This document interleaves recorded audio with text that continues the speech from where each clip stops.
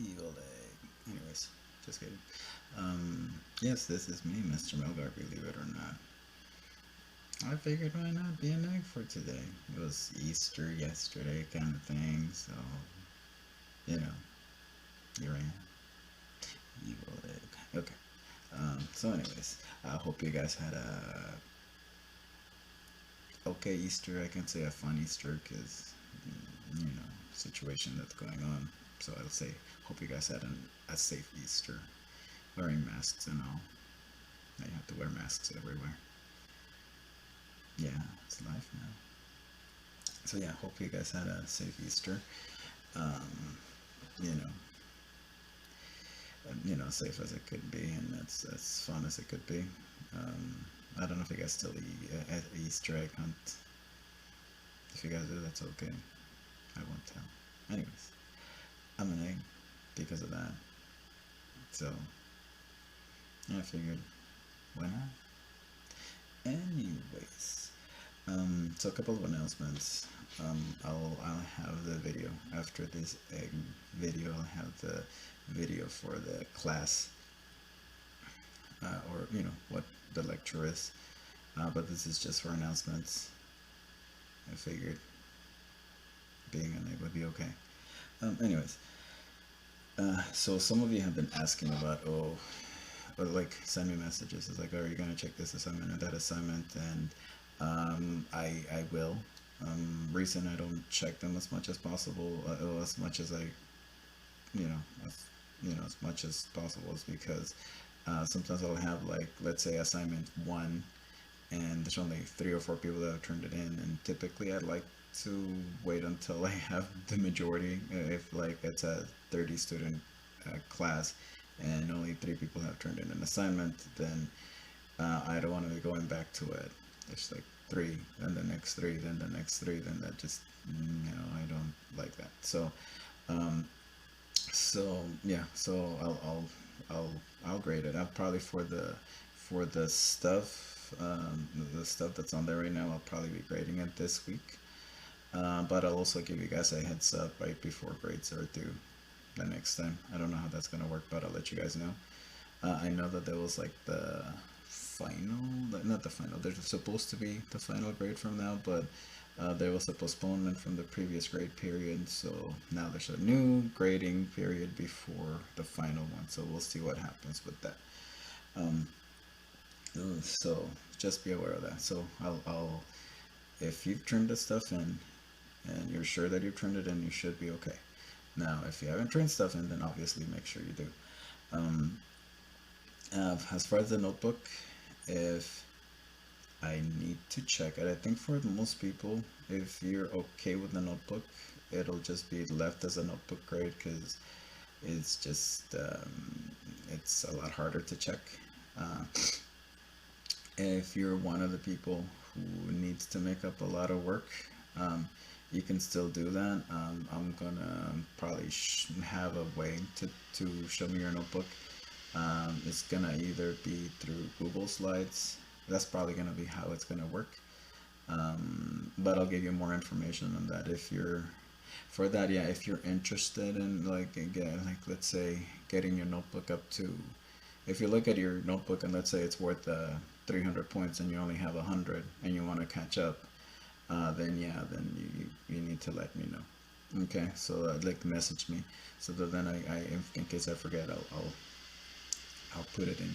Okay, I'll put like a video out as to how you're supposed to create the document because again, I can't check notebooks. Okay. Um, let's see. Um, the other thing. Um, yeah, so that's as far as grades. Notebook. That's what I needed to say.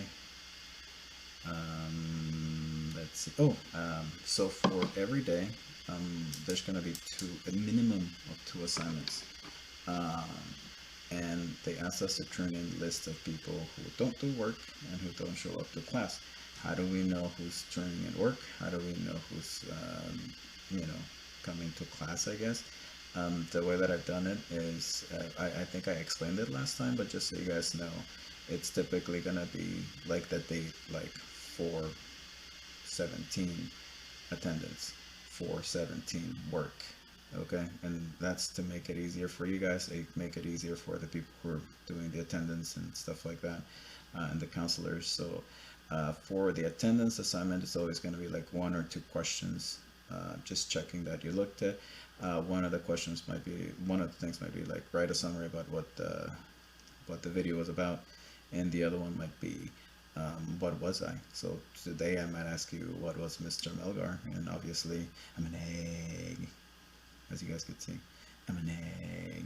Yeah, so that would be one of the questions probably. And obviously the other part of the video I'll probably ask you what about the rest of the video. And the work one is where we usually would do questions. I might have you do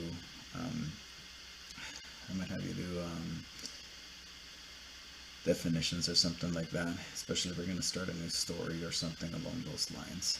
Okay, so that's basically it. Obviously, this isn't fun for anybody. We're just trying to make the best of it. Just hang in there, hopefully. There's still, I think, a chance that we might go back to school, even though like the governor of California said no. You know, California is not really having, and LA is not having as many deaths as New York. And if you looked at the news, New York has a lot of deaths. California hasn't really had that many. So, you know, that's a positive. So that's, well, positive for us, not for New York. You know, we don't want people dying. But I mean, for us at least, it looks like maybe by May, but who knows? Sometimes I might just want to be safe and say, you know what, let's just. I know that's what the governor said already, but you know, things change. We were supposed to be only off for 2 weeks, and here we are. I think almost a month now. So, you know. Anyways, so see you guys later. I'll talk to you guys later. Stay safe. Wear a mask. And just be safe out there. Okay. Bye. No, not bye. You guys just still have to watch the rest of the video, but you say goodbye to the A. Alright. Alright, morning everybody.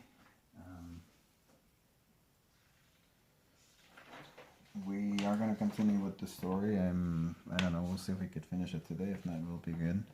We should be finishing it soon. This is what we read last time, if you guys remember. The last thing that happened was that the lady was going to ask for reparations. Remember, it's like, how am I going to get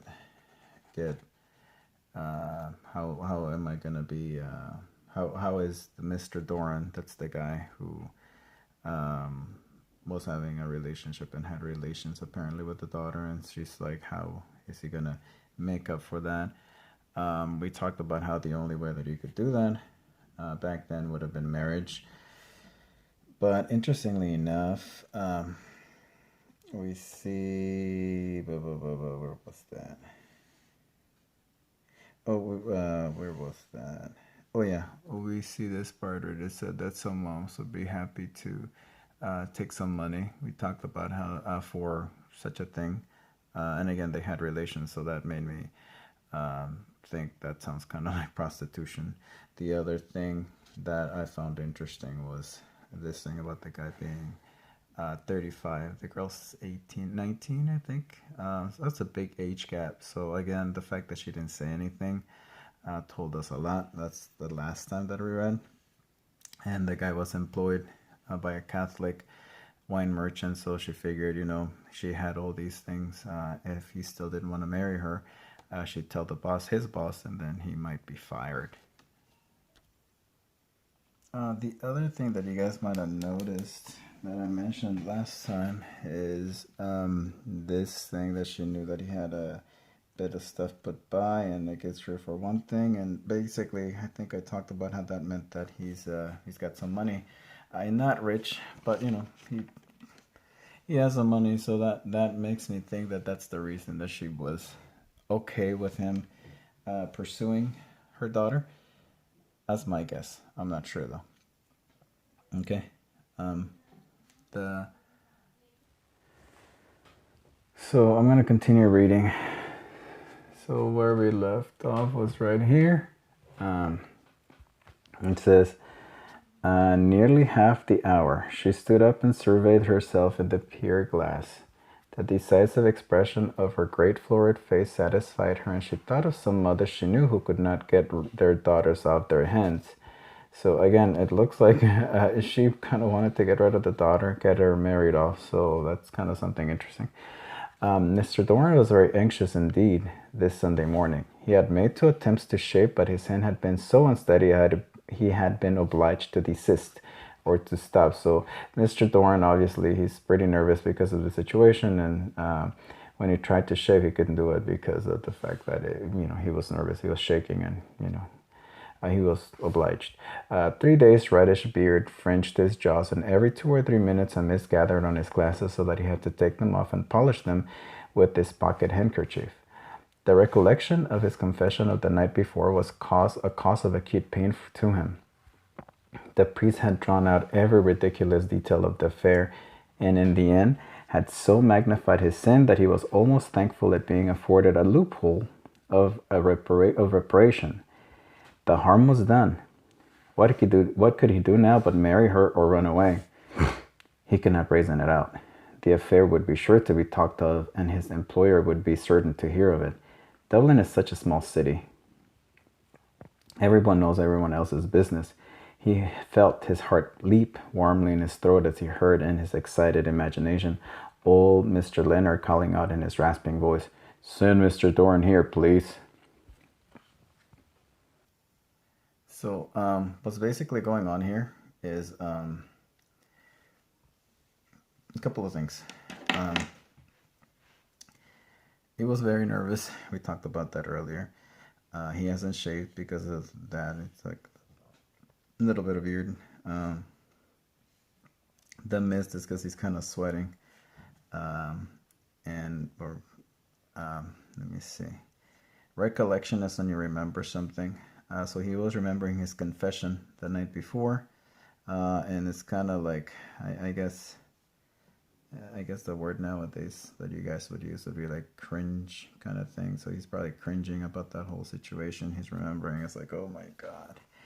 And he had to confess, and the priest got every little detail of the affair and magnified. That means that he made the sin seem so bad. Magnifying, when you use a magnifying glass, you're making it bigger. Okay, making something bigger, so you could see it. So he magnified. The priest made the sin even like so big, like, oh my God, how could you do such a thing, kind of thing. So loophole is kind of a way to get around something. So like, let's say, I'm trying to think, if they say something along the lines of,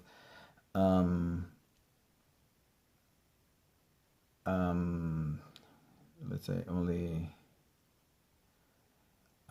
only teenagers are allowed in this place. Okay, let's say they say only teenagers are allowed in this place, and then you're like, and they say, sorry, you can't come in, and then let's say you're 19, and it's like, well, because they say you're an adult, and they said, no, I'm not an adult, I'm 19, technically I'm a teenager. So a loophole is just finding a way around rules or around something. Okay, so that's kind of when he was given the loophole. So he's like, look, so he was happy to find that little way around it, kind of like I said, that 19-year-old that's, can I get into this place for teenagers only? They found that way. It's like, I'm a teenager because I'm 19. So that's a loophole. So for this person, the one loophole is that he's that he could, the reparation of marriage. So the priest made it seem so bad what he did with Polly, that he's like, he was so happy about that loophole. It was like, oh, at least it won't be so bad.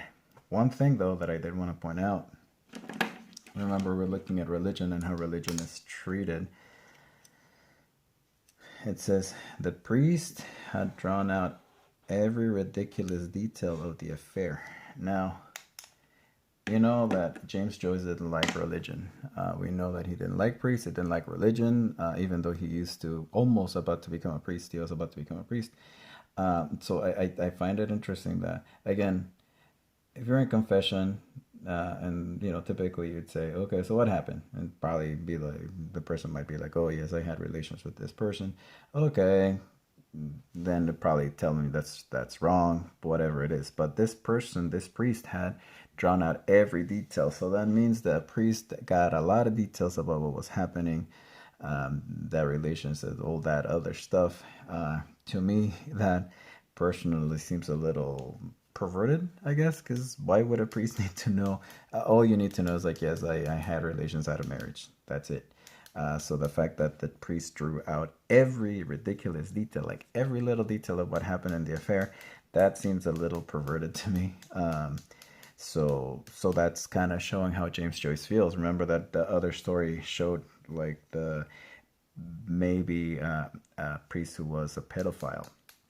So uh, this one is showing a priest who's kind of perverted, because why would he need to know all that other stuff, right? Okay, so let's move on. So loophole of reparation. The harm was done. What could he do now but marry her or run away? So obviously there's two choices. And then he's like, marry, run away, and brazen out is just like not care about it, just like nothing happened. Um, but obviously, he talks about the fact that people would know about it, they would talk about it, people would hear about it. Dublin, he says, is such a small city, everybody would know everybody, everybody's business. So he's very nervous, and he could just imagine his boss calling him over and saying, "Send Mr. Doran in, please," probably to fire him. And again, he's got a career, so he's got something to lose. Okay, let's move on to the next paragraph. Does that where that ends? Let me see. I'll pull it to where it ends.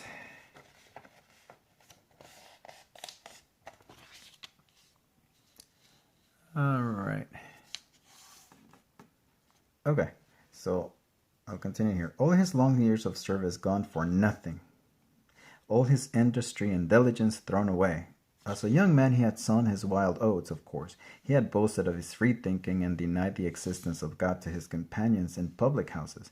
But that was all past and done with, nearly. He still bought a copy of Reynolds' newspaper every week, but he attended to his religious duties and for 9/10 of the year lived a regular life. He had money enough to settle down on. It was not that. But the family would look down on her. First of all, there was her disreputable father, and then her mother's boarding house was beginning to get a certain fame. He had a notion that he was being had. He could imagine his friends talking of the affair and laughing. She was a little vulgar. Sometimes she said, "I seen," and "if I'd have known." But what would grammar matter if he really loved her? He could not make up his mind whether to like her or despise her for what she had done. Of course, he had done it too. His instinct urged them to remain free, not to marry. Once you are married, you are done for, it said. So we'll stop right there. I think you guys saw that part. Okay.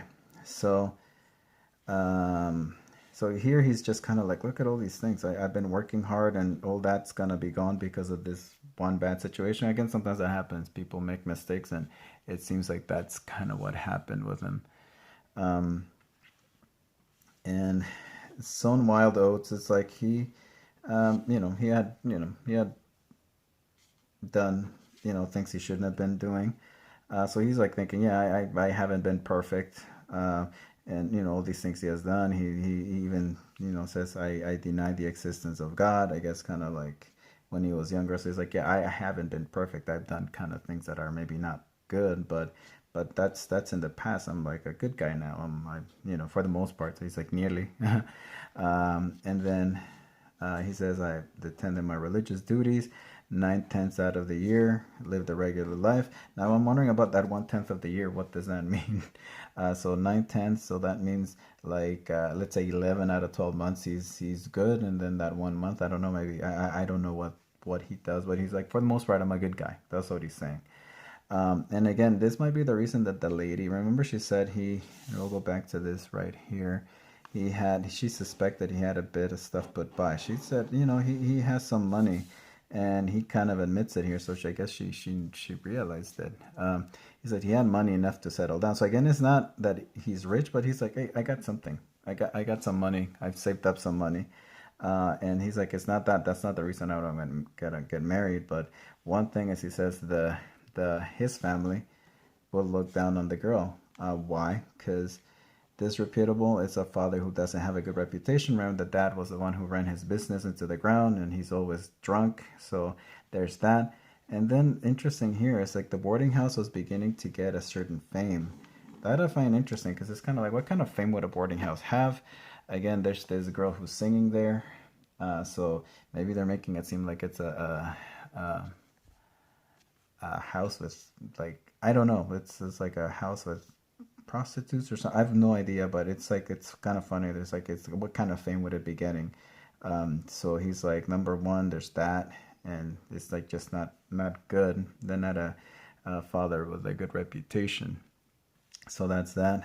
And then the other thing,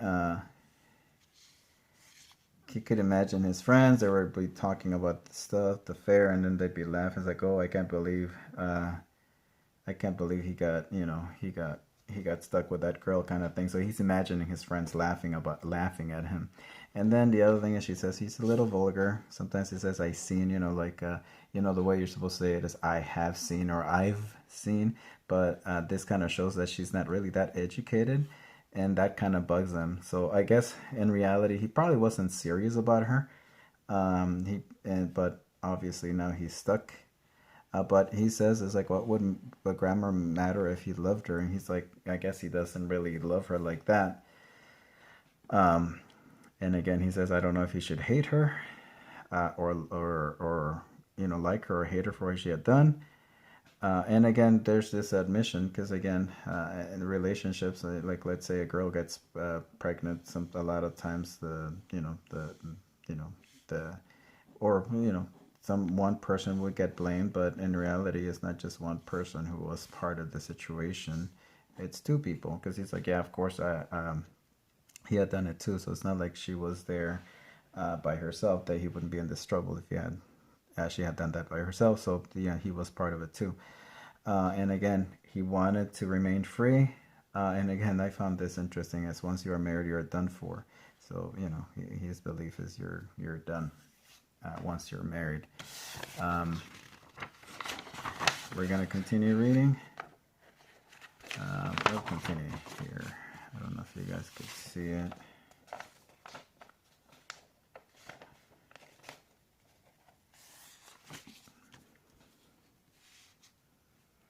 And it says, while he was sitting helplessly on the side of the bed in shirt.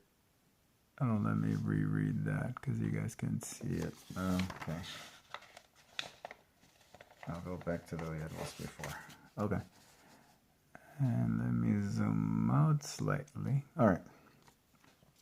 While he was sitting helplessly on the side of the bed in shirt and trousers, she tapped lightly at his door and entered. She told him all, that she had made a clean breast of it to her mother, and that her mother would speak with him that morning. She cried and threw her arms around his neck, saying, "Oh, Bob, Bob, what am I to do? What am I to do at all?" She would put an end to herself, she said. I'll stop right there. So he's just there sitting, and then she comes into the room and she tells, like, I made clean breast of it. It's like, I've told everything to my mom. Everything is out. That should be here. And that she's gonna speak. The mom's gonna speak to him, and then she cries and it's like, "Oh, what should I do?" And then when she would put an end to herself. She said, obviously that means that she would kill herself. Oh, this is so bad that she would kill herself. And then he comforted her feebly, telling her not to cry, that it would be all right. Never fear. He felt against his shirt the agitations of her bosom. So this part right here, he comforted feebly. That's kind of like when you try to make somebody feel better, that's comforting. But feebly is kind of like, oh, there. But you're not really kind of seriously making them feel better. You're just kind of, oh, there. You'll be good. But you're not really trying to do things to actually make her feel better, because obviously he's more concerned about himself. Let me continue. It was not altogether his fault that it had happened. He remembered well, with the curious, patient memory of the celibate, the first casual caresses her dress, her breath, her fingers had given him. Then late one night, as he was undressing for bed, she had tapped at his door, timidly. She wanted to relight her candle, It is, for hers has been blown out by a gust. It was her bath night. She wore a loose open combing jacket of printed flannel. Her white instep shone in the opening of her furry slippers, and the blood glowed warmly behind her perfumed skin. From her hands and wrists, too, as she lit and steadied her candle, a faint perfume arose. On, and then we'll stop right there. So that's probably where we'll stop for today. But I do want to go over this. So at this point, this paragraph kind of makes her look a little bit like she was a temptress, like uh, almost like didn't have a choice because he's like, hey, I remember how all of this happened. Um, he's like, I guess she was flirting with him because it's like the fat caresses of her dress, her breath, and then so she was kind of flirting with him before anything happened. Then late one night, he was undressing for bed, and then she tapped at his door. She goes, she knocks, taps at his door, timidly, that's shyly, and she wanted to relight her candle at his. So again, she's like, "Oh yeah, could I get some light for my candle?" Again, that to me it seemed like an excuse because obviously you could just go downstairs and get fire or whatever. Um, and again, it was her bath night, and obviously, if it's her bath night, maybe she's not wearing too much. Um, and and again, so basically, this paragraph makes her look like she kind of like a temptress, like she tempted him. So, so in this situation, he's like that. That's kind of how he's showing, like, you know what? She kind of tricked me. She, she tempted me, and then now, this is what happened. Okay, so that's basically what that is. Okay, so we'll stop right there. So again, this paragraph again shows that she what kind of tempted him into the whole situation. This makes Polly definitely look like a temptress. Remember before she was singing that flirty song. Now and then now we kind of see that she was kind of flirting with him before too. Okay, and yeah, that part is like she was flirting with them first, and then eventually one night she went to his bedroom, and this is kind of what happened. Okay, so far, he seems like he might have been had. We'll see if that changes, but as of right now, that's kind of where we are, and we'll continue this next time. See you guys later.